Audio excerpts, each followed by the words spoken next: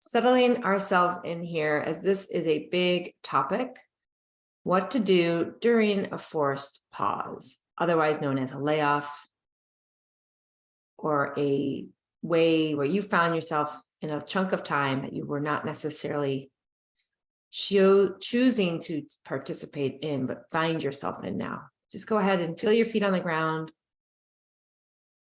Just notice how your body feels. Inhale through your nose. Exhale through your mouth.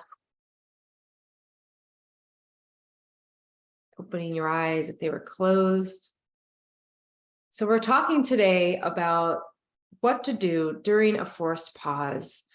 And for those of you who are new to me or may not know my story, my name is Rachel O'Mara, and I wrote a book called Pause, which was based on my burnout of Google.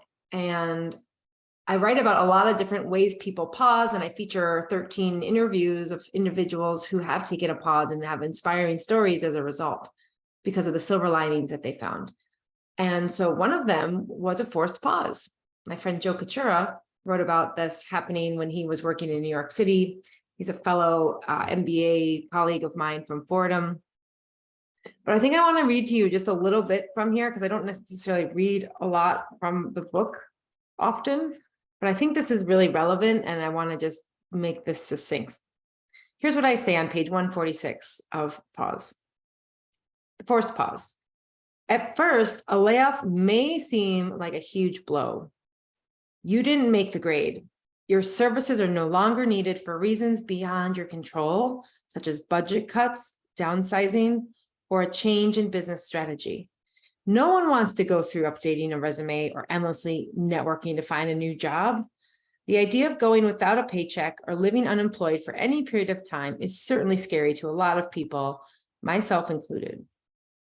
However, this may be an eye-opening chance to find something more suitable or to take on a new challenge. Even though it's difficult to absorb sudden or unexpected news, a layoff could be the best thing that ever happens to you. With a layoff, you have an opportunity to start over. You can explore new roles or look for a new job. You are liberated to finally shift your career or reflect on what you authentically want to do. Maybe it gives you some time to be with your family and loved ones. You will likely discover it has benefits that you would not have predicted. In hindsight, you may find that these benefits could have come about only as a result of this event. So taking a pause after exiting a job can benefit you even if it's temporarily painful. This forced pause allows you to think through the next steps with more focus on yourself. Give yourself a moment here just to let that seep in, taking a breath again. Temporarily uncomfortable. Who relates to that? And who here might find themselves in this type of an environment, right? There's a couple practices, a couple tips that I want to share that are also in the book that I think are really relevant if you do find yourself on a forced pause right now. One of them is to essentially take inventory of what's going on and be grateful. Be grateful for whatever this opportunity has lent you. This might just be like, thank you for acknowledging that I love my work. I want to continue to do this in the world, and I'm ready for the next adventure. I'm ready to find that, right? That could be a gratitude. Great. Thank you for reminding me of how important it is to be grateful for what I have in the moment. Every time we get a little rattled, whether it's a forced pause or something else, it's an important reminder of what is sacred to us, right? What is important and what matters. So now, even if you're laid off, my invitation and another tip is to take a real pause. So literally, don't go job searching the next day or that afternoon. You can try that, but my sense is that won't actually feel that good.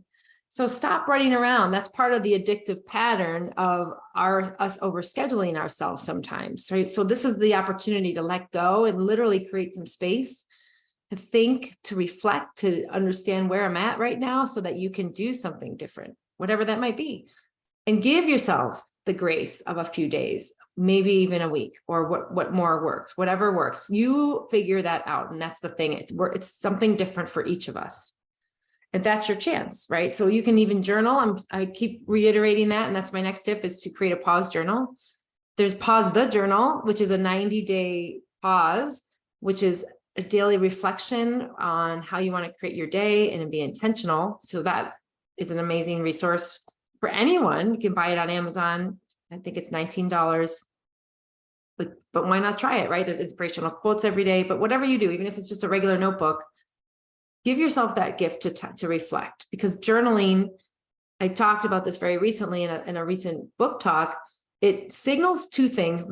Tells your brain it matters. So it actually registers as more important. It signals that this matters. Hey, like, pay attention to this. And then you're thinking about it differently. That's the second thing. You're processing this information different than when you would just speak it or say it.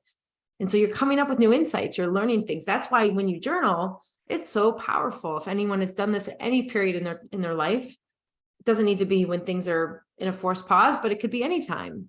And I think that's a really important part of it. Another tip is to direct your passion towards social good. I think that one's really nice, because what better time do you have than maybe pick up what really can serve you as you give to the world, not just yourself, but maybe there's a passion project that you want to help out in or contribute towards. And think about that. You could journal on it. What are you passionate about? What problems need to be solved in your community? And who is underserved? What do you like to do? Maybe there's a friend who's actually reached out and said, hey, we need more volunteers here. And then you could actually do it. One of the most powerful other tips I'd like to offer is to identify your key relationships and allies. And what that means is really writing down, who do I know? So this is your network. Who do I know? And then learning about what could become of these relationships. Who are your true friends right now? Who are the folks you would turn to that I would call allies for support and for helping you brainstorm what could be next for you? Maybe they reflect to you what your strengths are if you ask them. A lot of times when we're in the doldrums or we feel kind of down because of our situation, maybe because there's so much space and you don't have the time, but you actually have too much time, but you don't have a structure, we can remind ourselves what we're good at. And it really just helps to lift our spirits.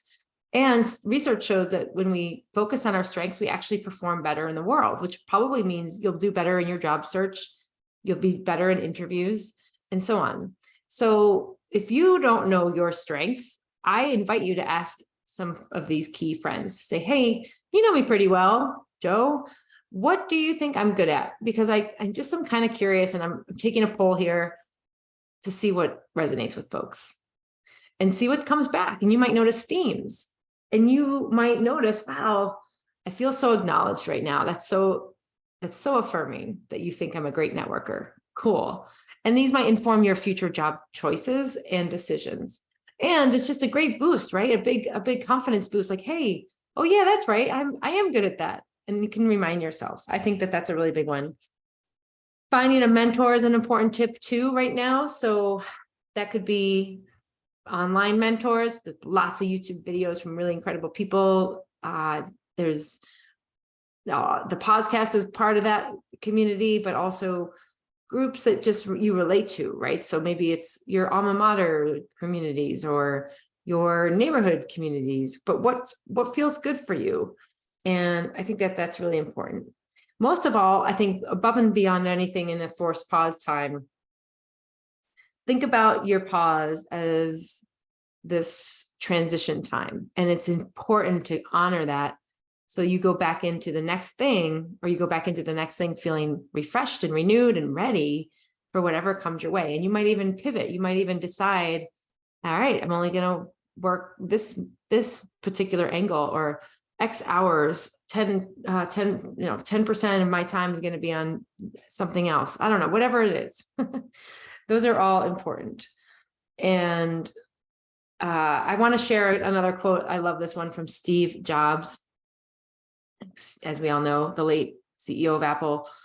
He talks about getting laid off and puts a pretty positive spin on it. Here's what he says. And again, this is all in the book Pause. I didn't see it then, but it turned out that getting fired from Apple was the best thing that could have ever happened to me. The heaviness of being successful was replaced by the lightness of being a beginner again, less sure about everything. It freed me to enter one of the most creative periods of my life. Isn't that amazing? I love that quote. I think that's so good. And my final stat here, not a stat, but my final part about this in relation to the forced pause is to just remember, before you do jump into that next adventure, build in that time to pause at all if you can. So that might be a few weeks. If you've got 6 months severance, that would be amazing, right? If you got 3 months severance, like maybe that's a week or that's 2 weeks. But it's not like we all have that luxury. So what do you need yourself? What can you personally feel good with and know that it will serve you for future jobs? So that might be a few additional days. It might be taking a total like 4-day weekend to decompress, or a 2-day weekend. If you've got kids, what could you do with them? Or would you want to be with them? Or do you want to help your partner help them as you take a solo pause? I like to say, which might just be a 2-day, like an overnight trip somewhere that you just get out of your environment and get a fresh start. And here's the thing I like to remember too. If you're a new employer, if you really are interviewing and they want you to start right away, and it's like there has been no transition time, think about what you're up for. And if they really want you, chances are a day or a few days or even a week won't be that difficult. It just won't. If that's impossible, then maybe negotiate upfront for more vacation days later on. All of this is just for you to set your intention and to be on your best for yourself, to know what you need. And that sets you up for success. It helps you recharge and do things differently.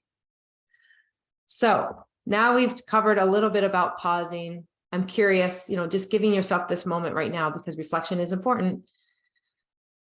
How do you feel as you've been listening?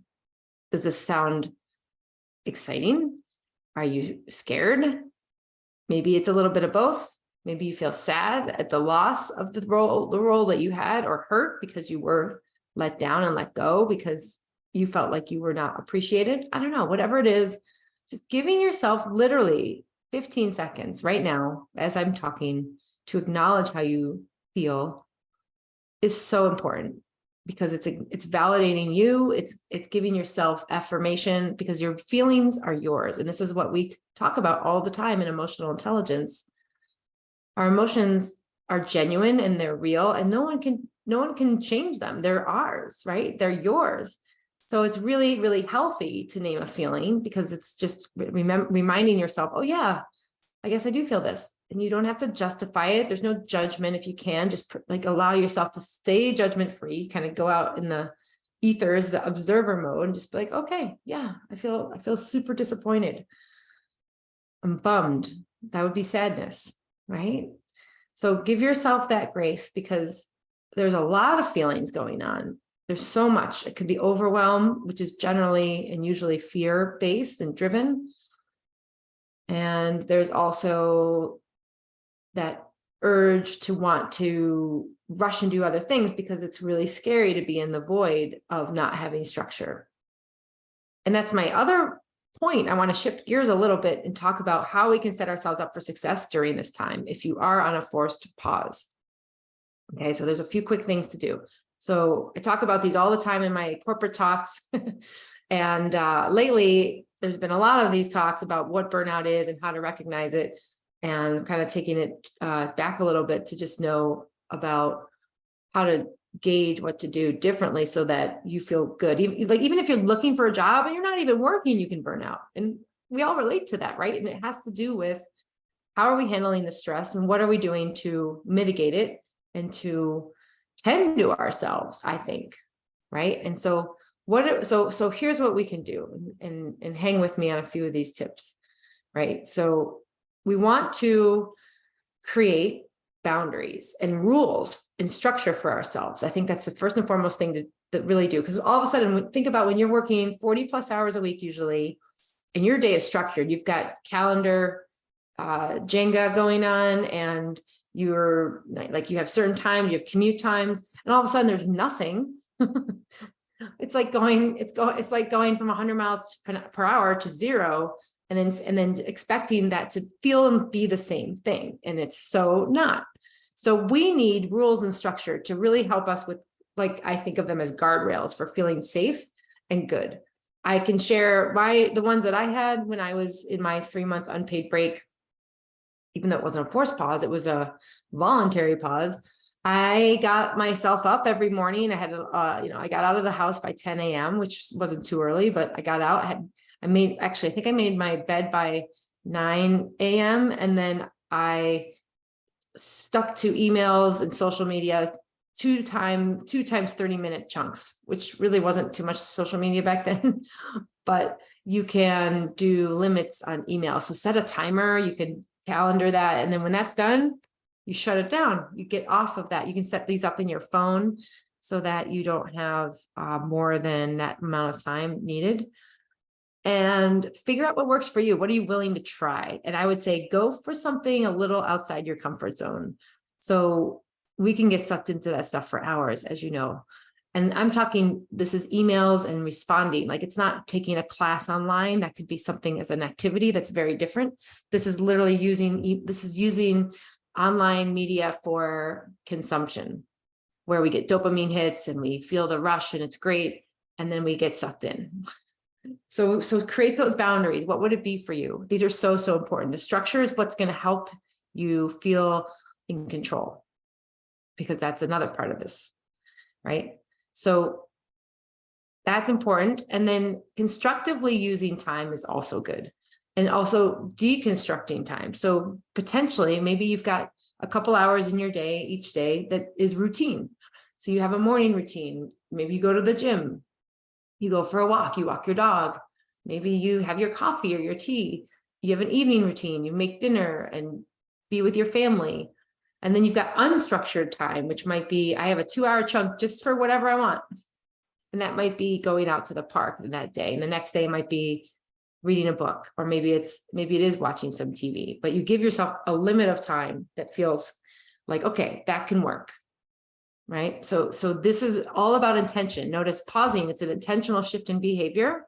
So bringing intention to your pause can make it so much more beneficial to you, because you're going to feel on purpose. You're going to feel on point, that you're working and doing things in this time that are serving you. And that's so important. And I think the bigger message that I also want to share, so just kind of recapping here, we've got we've got boundaries, so structure and rules. What do those look like for you? Creating that in your day. There's constructive time and use of time. So what can you put in your calendar for structured versus unstructured time, and create those guardrails so that you feel in control. And you're like, wow, even though I'm on this pause, I actually got really full days, but they feel good to me. And that's the other thing. If you look at this calendar and you're like, what is the feeling you have? If it feels, if you feel like your shoulders sink and you are dreading the day, my guess is that's not an aligned structure for you. So then maybe go back to the journal and start to write, what do I need right now? What could I really need? And be like, I don't even know what I need. And just start writing, like whatever pen to paper works, right? And that's the idea. You're just brain dumping what's in here and what's in your brain to be on paper.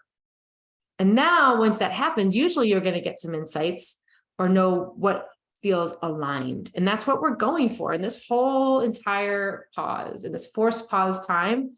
It is the opportunity to align and feel on track. And that maybe you felt on track 110% and you still got laid off. Okay, cool. So you know how it feels to feel aligned, and you're going to continue to feel that way because you know what you're going to be journaling and deciding on what kind of role you want and all of that. Or you might have felt so misaligned. You're like, wow, this was a blessing in disguise. I just know it, because I was miserable and I hated this job at the end and I couldn't stand this project. And all of a sudden you just found yourself swirling in negativity, which is a sign of burnout, by the way. It doesn't mean you have to stay there, but to get out of it, we need to kind of create the space, because that's when we'll be able to process things differently and get out of those ways of thinking that don't serve us when we're in negative modes and don't feel aligned. Does that make sense? Are you picking up what I'm laying down? I think that that's really important. And overall, treat this time as such a gift for you, even though that might be the last thing you think of. Because here's the thing, it's very rare to have this time to yourself. What a gift, right? You might be laughing like, yeah, gift, right, Rachel? I'm doing laundry loads three hours a day and catching up on all the things I didn't do. Wow, what a gift you get to do the laundry that was piling up and not getting done that you now do, or that you're actually able to plan a vacation or go to Europe with a daughter who might have gotten laid off as you're retiring. Like all kinds of stuff can happen and emerge. But if you don't actually pause and intentionally shift your behavior, guess what happens?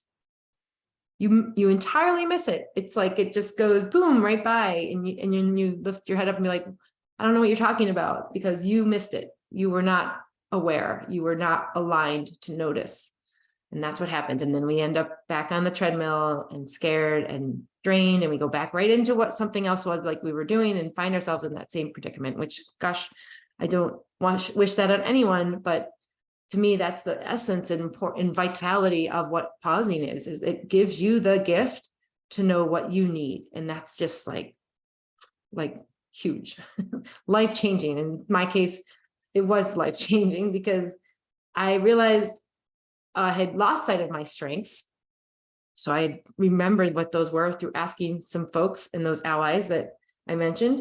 And I used that to inform what my new job would be, which was sales and really like working with clients directly again. And then that led me to a 10-year plus role that I held and loved at Google. And it was great. And then I was ready to do something else and align again. And that wouldn't have happened, I don't think, if I had just gone to a next job without aligning. And that's what I want for all of you, for each and every one of you. So if you're feeling like you're not sure what to do or how to use this time, I hope that this episode has been helpful to you. And also check out my other episode, which is all about a forced pause. And that one is about episode 79, You're Laid Off, Now What? And that one's really good. It gets into some more of the mental strategies of that, I'd say, versus this is more the tactical strategies. So you could think of it like part 1 and part 2. All right, everyone, much love to you.